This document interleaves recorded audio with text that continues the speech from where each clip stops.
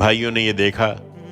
تو کہا اگر یہ چوری کرے تو کچھ تعجب کی بات نہیں ہے، اس سے پہلے اس کا ایک بھائی بھی چوری کر چکا ہے۔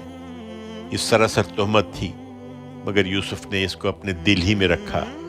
ان پر اسے ظاہر نہیں کیا، بس اپنے جی میں اتنی بات کہہ کر رہ گیا کہ تم لوگ بڑے ہی برے ہو، اور جو کچھ تم بیان کر رہے ہو اللہ اس کو خوب جانتا ہے۔ انہوں نے کہا اے عزیز، اس کا ایک بہت بوڑھا باپ ہے،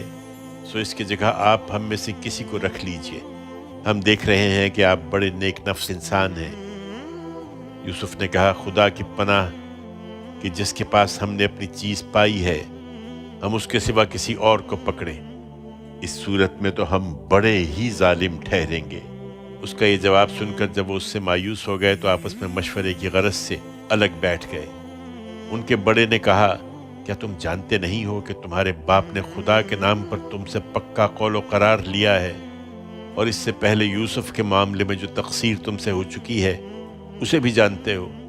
لہٰذا میں تو اس سرزمین سے ٹلنے کا نہیں جب تک میرا باپ مجھے اجازت نہ دے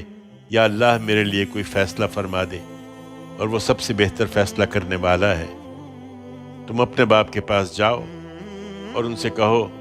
کہ ابا جان آپ کے بیٹے نے چوری کی ہے، اور ہم نے وہی بات کہی ہے جو ہمارے علم میں آئی ہے، ہم غیب کے نگہبان نہیں ہیں۔ آپ اس بستی کے لوگوں سے پوچھ لیجئے جہاں ہم رہے ہیں، اور اس قافلے سے پوچھ لیجئے جس کے ساتھ ہم آئے ہیں، ہم بالکل سچے ہیں۔ ان کے باپ نے یہ داستان سنی تو کہا نہیں، بلکہ تمہارے دل نے تمہارے لیے ایک بات بنا لی ہے،